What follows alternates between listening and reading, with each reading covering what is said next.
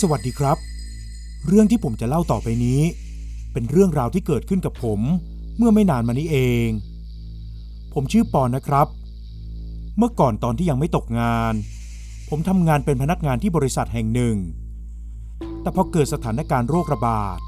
ผมก็เลยตกงานอยู่ประมาณ2 เดือนก่อนจะหาสมัครงานใหม่ได้แต่งานใหม่ก็ไม่ใช่งานที่ผมถนัดมากนักและเป็นงานที่ผมไม่คิดเลยว่าผมจะได้มาทำงานแบบนี้ซึ่งงานใหม่ที่ผมบอกก็คืองานรปภ.นั่นเองครับผมเชื่อว่าใครหลายๆคนคงจะรู้จักกันดีว่าอาชีพรปภ.สมัยนี้มันพัฒนาไปหลายอย่างมากแล้วมีทั้งผู้ชายและผู้หญิงบางบริษัทรับสมัครพนักงานเพื่อกระจายไปยังบริษัทใหญ่ต่างๆเหมือนกับที่บริษัทของผมทำครับซึ่งงานแรกที่ผมได้ทำคือการไปประจำอยู่ที่โรงพยาบาลแห่งหนึ่งที่ไม่ใช่โรงพยาบาลของรัฐบาลและการที่จะจ้างรปภ.แบบยกเซตจากบริษัทเดียวทั้งหมดได้ก็ต้องมีการตกลงราคาที่สูงพอสมควรแลกกับการบริการที่ดีซึ่งบริษัทของผมค่อนข้างจะจริงจังและซีเรียสเป็นอย่างมากในเรื่องการให้บริการเพราะมันส่งผลกับพวกเราโดยตรงครับวันแรกของการมาประจำการที่นี่พวกเราทีมรปภ.ใหม่จึงได้รับคำแนะนำจากทีมเก่าซึ่งเป็นของบริษัทอื่นเป็นอย่างดีและที่นี่ก็เป็นโรงพยาบาลเอกชนที่ไม่ได้มีสาขามากมายนักเป็นโรงพยาบาลที่มีแต่ในเขตอำเภอเมืองของจังหวัดเท่านั้นเพราะผมเองก็ไม่คุ้นชื่อมากเท่าไหร่แต่ผมไม่ขอบอกชื่อโรงพยาบาลนะครับสัปดาห์แรกของการทำงานจะเป็นการกระจายงานและเริ่มปฏิบัติจริงในการตรวจเช็คความเรียบร้อยต่างๆโดยให้ยึดหลักขององค์กรที่นั่นอย่างเคร่งครัดอาทิตย์ถัดไปจึงเป็นการเริ่มงานจริงของทีมรปภ.ใหม่ซึ่งก็คือทีมของผมเองครับ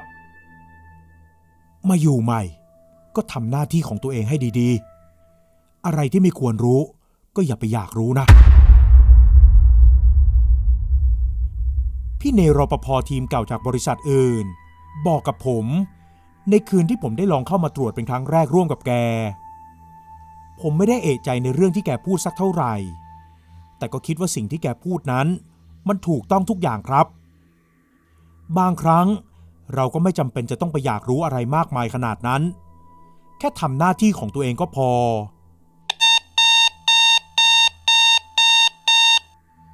เสียงนาฬิกาที่โต๊ะของรปภ.ดังขึ้นเบาๆมันทำให้ผมสะดุ้งเล็กน้อยเพราะเขตที่ผมอยู่นั้นไม่ใช่ตึกที่รับตรวจแต่เป็นตึกพักของคนไข้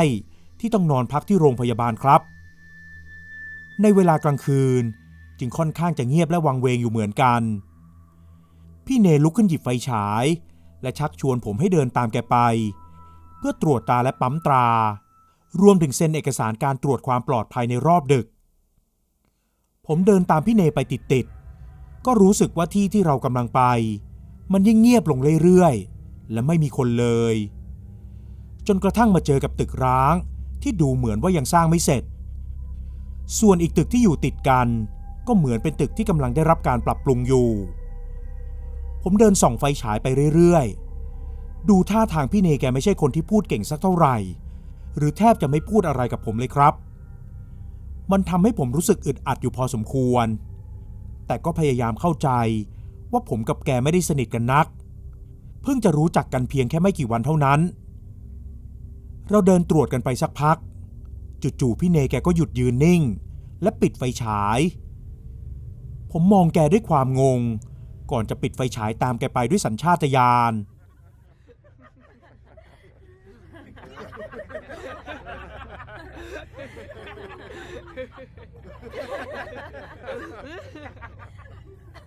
ไม่นานก็มีเสียงแว่วๆลอยมามันเป็นเสียงหัวเราะที่ดูจะสนุกสนานอย่างมากพี่เนหันมามองที่ผมสีหน้าของแกเรียบเฉยเหมือนกับรู้อยู่แล้วว่ามันคืออะไรแต่สำหรับผมมันทำให้ผมตื่นเต้นอย่างบอกไม่ถูกในใจของผมที่เป็นมือใหม่นั้นคิดไปอย่างแรกเลยครับว่ามันคือผีแต่สำหรับพี่เนที่อยู่มาเป็นปีกลับไม่ใช่อย่างนั้นพี่เนหันมามองที่ผมและกวักมือเรียกให้ผมเดินตามแกไปพี่เนเดินนำหน้าผมเข้าไปในตึก ซึ่งผมก็ได้ยินเสียงหัวเราะของคนอย่างชัดเจนมากขึ้นเรื่อยๆท่าทางของพี่เนดูชำนาญมากทำให้ผมนึกแปลกใจว่าทำไมโรงพยาบาลเอกชนแห่งนี้ถึงได้เลิกจ้างรปภ.ชุดนี้ผมเดินตามพี่เนไปอย่างระมัดระวังและเสียงหัวเราะก็ดังชัดมากขึ้นอีกทำให้ผมเริ่มคิดได้ว่าบางทีมันอาจจะไม่ใช่สิ่งที่น่ากลัวอย่างที่ผมคิดแล้วก็มีเสียงวิ่งไปมาอยู่หลายครั้งพี่เนเปิดไฟฉายและลองส่องไปตามทางที่คิดว่าได้ยินเสียงแสงไฟนั้นกระทบให้เห็นอย่างชัดเจนว่ามันเป็นคนเฮ้ยออกมาถ้าไม่ออกรอบนี้จับส่งตำรวจจริงๆแน่เสียงของพี่เนพูดขู่ขึ้นทำให้ผมรู้ว่านี่น่าจะไม่ใช่ครั้งแรกก่อนจะได้ยินเสียงของพวกกลุ่มวัยรุ่นที่แอบเข้ามาวิ่งออกไปทางด้านหลังพี่เนวิ่งตามออกไปซึ่งผมก็วิ่งตามไปด้วยแต่เราก็วิ่งตามไม่ทันพี่เนเลยวอบอกรปภ.อีกฝั่งให้เตรียมดักจับซึ่งก็ได้ผลครับเราจับพวกวัยรุ่นทั้งผู้ชายและผู้หญิงที่แอบปีนเข้ามามั่วสุมในตึกที่ปิดปรับปรุงของโรงพยาบาลได้ทั้งหมด5 คนครับและพี่เนก็เอาจริงเรื่องที่บอกว่าจะแจ้งตำรวจหลังจากเรื่องทุกอย่างเคลียร์ออกไปแล้วพี่เนก็บอกกับผมอีกว่าที่หลังตึกของโรงพยาบาลนั้นมันมีจุดบอดอยู่ถึงจะเอารั้วมากั้นแล้วแต่ก็ยังโดนทำลายหรือแอบเข้ามาได้อยู่ดีจะให้ติดรั้วไฟฟ้าก็ไม่ได้เดี๋ยวจะมีปัญหากันโรงพยาบาลเลยต้องให้รปภ.ผลัดกันเดินตรวจทุกๆ2 ชั่วโมงและช่วงเวลาเที่ยงคืนถึงตี 2ก็คือเวรของพี่แกซึ่งต่อไปก็จะกลายเป็นเวรของผมครับพวกวัยรุ่นมันชอบเข้ามาทำอะไรกันมีแต่เรื่องไม่ดีเราต้องจริงจังนะหลายครั้งแล้วเพราะอีกนานเลยกว่าจะปรับปรุงตึกเสร็จแล้วทำไมถึงไม่สร้างกำแพงให้สูงขึ้นหน่อยล่ะครับพี่เนหันมามองหน้าผมอย่างจริงจังจนทำให้ผมรู้สึกตกใจมึงก็ไปถามเจ้าของโรงพยาบาลดูแล้วกันกูเป็นแค่รปภ. พี่เนพูดติดตลกใส่ผมแล้วเราก็หัวเราะด้วยกันจากแรกๆที่ซีเรียสก็ดูจะหายเครียดกันไปบ้างครับวันต่อมาคือช่วงวันที่เริ่มต้นอาทิตย์ใหม่ผมเข้ากะตามเวลาที่กำหนดและรู้สึกง่วงตั้งแต่ชั่วโมงแรกๆเพราะช่วงกลางวันผมนอนไม่ค่อยหลับสักเท่าไหร่มันมีเรื่องเครียดที่ทำให้ต้องคิดมากผมเลยหลับได้ไม่เต็มตื่นนักอีกอย่างเวลากลางคืนก็ค่อนข้างจะเงียบมากเลยทำให้ผมเผลอหลับๆตื่นๆอยู่บ่อยครั้งเฮ้ยไอ้ปอนผมสะดุ้งตัวตามเสียงเรียกในตอนที่เคลิ้มหลับไปพี่ต้นรปภ.ทีมเดียวกันแต่อยู่อีกตึกหนึ่งเป็นคนเขย่าตัวผมและเรียกชื่อผมให้ตื่นจากความง่วงโทษทีพี่ผมเผลอหลับไปใช่ไหมเนี่ยจะโดนฟ้องหรือเปล่าผมไม่รู้ตัวเลยว่าหลับไปตอนไหนกูแอบถ่ายรูปไว้แล้วผมตกใจตาโตทันทีที่พี่ต้นพูดแบบนั้น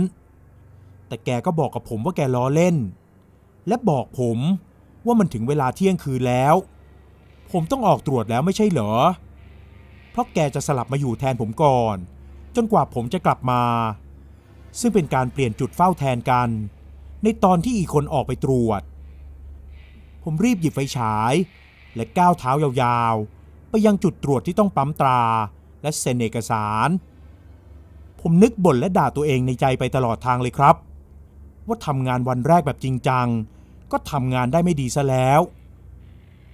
ระหว่างทางที่มืดและเงียบมันไม่ได้ทำให้ผมกลัวเหมือนเมื่อวันก่อนเพราะความคิดที่กำลังบ่นและด่าตัวเองในใจผมเดินตรวจแบบเร็วๆไปจนถึงตึกที่กำลังสร้างและตึกที่ปิดปรับปรุงอยู่ก็ทำให้ผมนึกถึงเหตุการณ์เมื่อคืนก่อนขึ้น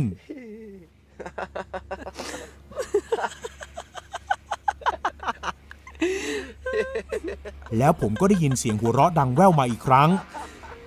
ผมปิดไฟฉายและหยุดยืนนิ่งเหมือนกับที่พี่เนเคยทำเมื่อวันก่อน พยายามฟังว่าเสียงมันมาจากทางไหนและมันก็ดังมาจากทางตึกที่ปิดปรับปรุงเหมือนเดิมเลยครับอะไรกันวะเนี่ยไอเด็กพวกนี้โดนตำรวจจับไปแล้วยังกล้ามาอีกเหรอวะสงสัยต้องโดนขังสักคืน2 คืนผมบ่นออกมากับตัวเองและเดินตรงเข้าไปในตึกที่ปิดปรับปรุงอย่างหัวเสียผมหงุดหงิดมากที่มันเกิดขึ้นอีกแล้วและไม่คิดว่าจะต้องมาตามจับพวกวัยรุ่นที่ไม่รู้จักกาลเทศะและประพฤติตัวไม่ดีแบบนี้ผมเดินเข้ามาในตึกได้ไม่นานก็ได้ยินเสียงหัวเราะดังขึ้นรอบๆตัวแต่เพราะไฟฉายของผมมันเป็นลำแสงตรงที่ส่องไปได้เฉพาะพื้นที่เท่านั้นผมเลยต้องพยายามหลบๆแอบๆและหามุมที่คิดว่าพวกเด็กวัยรุ่นน่าจะอยู่รวมกันผมเดินส่องไฟไปเรื่อยๆก็ไม่เจออะไรแต่ก็ยังได้ยินเสียงคนเดินย่ำไปมากับพวกเศษปูนเศษเหล็กพร้อมกับเสียงหัวเราะคิกคักที่เหมือนกับแกล้งให้ผมต้องมาเดินหาแบบนี้เฮ้ยออกมาได้แล้วถ้ายังไม่ออกมารอบนี้กูจะให้ตำรวจจับขังเลยนะเว้ยผมพูดขู่เสียงดังแล้วเสียงหัวเราะมันก็เงียบลงครับผมเดินไปเรื่อยๆส่องไฟผ่านห้องไปหลายห้องซึ่งผมก็ไม่รู้เลยว่าห้องพวกนี้เคยเป็นห้องอะไรมาก่อนและในตอนนั้นเองที่ผมมารู้สึกตัวอีกทีว่าเสียงมันเงียบลงจนแทบไม่ได้ยินเสียงอะไรเลยนอกจากเสียงเดินของผมเองผมตัดสินใจเดินออกจากตึกไปเพราะคิดว่าเด็กพวกนั้นอาจจะหนีออกไปแล้วหรืออาจจะกลัวที่ผมพูดจนไม่กล้าออกมาแต่ใจผมเองก็ไม่ได้กล้ามากพอเหมือนกันที่จะหาพวกมันให้เจอ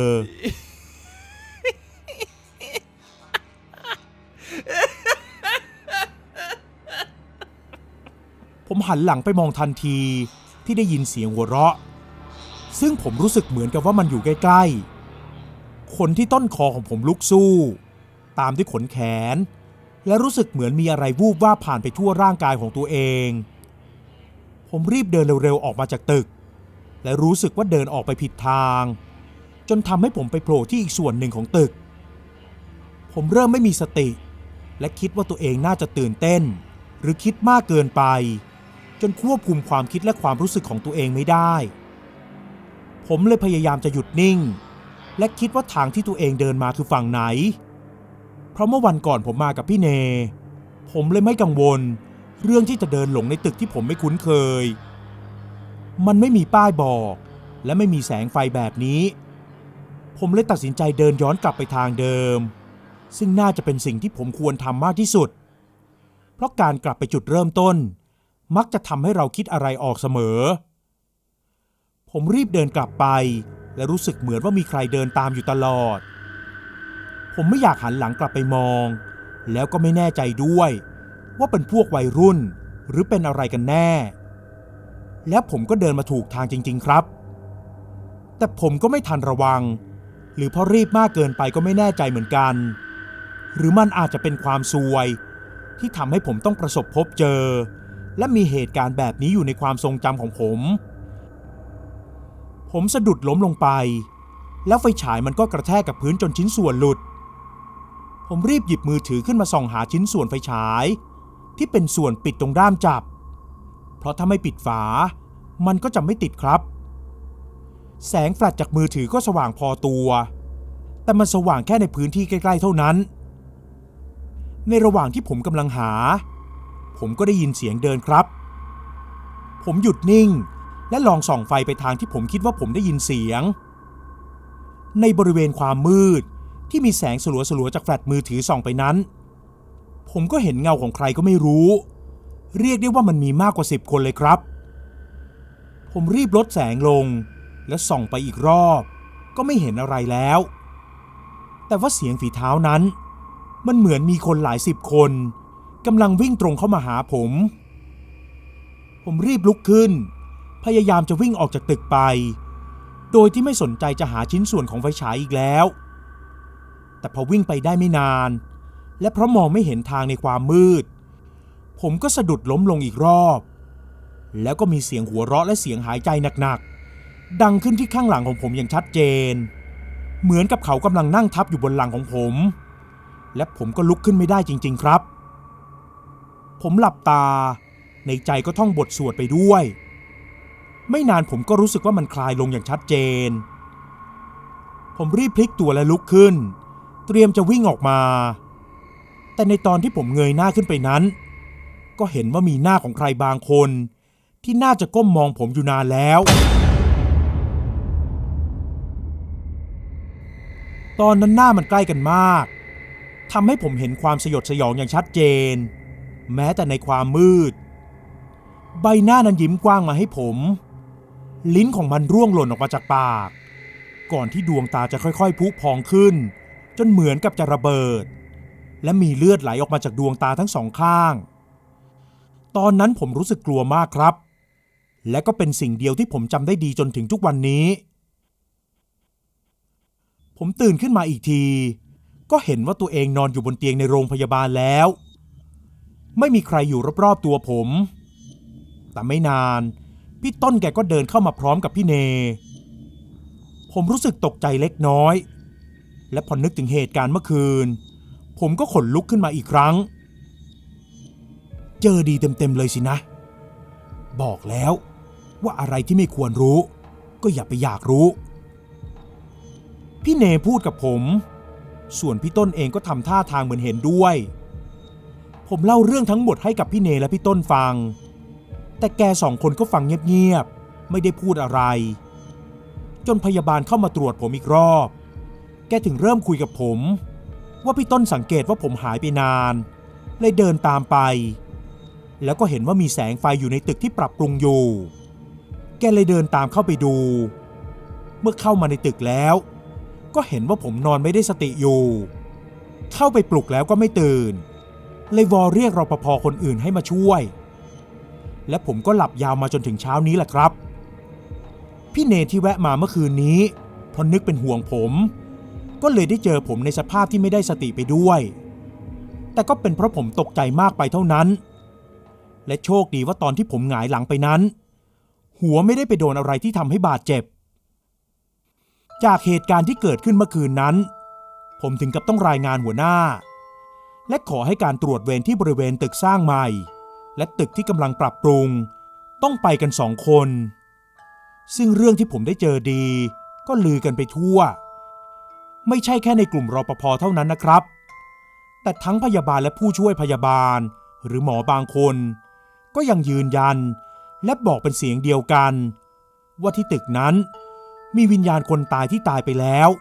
ยังไม่ไปไหนจริงๆและคงวนเวียนอยู่ไม่ยอมไปผุดไปเกิดไม่รู้ว่าเป็นเพราะเวรกรรมหรือเพราะอะไรที่ทำให้การปรับปรุงตึกไม่เสร็จสิ้นสักทีทางโรงพยาบาลถึงได้ทำการสร้างตึกใหม่ขึ้นแต่เพราะสถานการณ์โรคระบาดจึงทำให้มีการหยุดก่อสร้างไปชั่วคราวเป็นยังไงบ้างครับกับเรื่องเล่าของผมซึ่งถือเป็นการเปิดประสบการณ์ใหม่ๆที่ผมไม่เคยคิดมาก่อนเลยครับว่าจะได้เจอ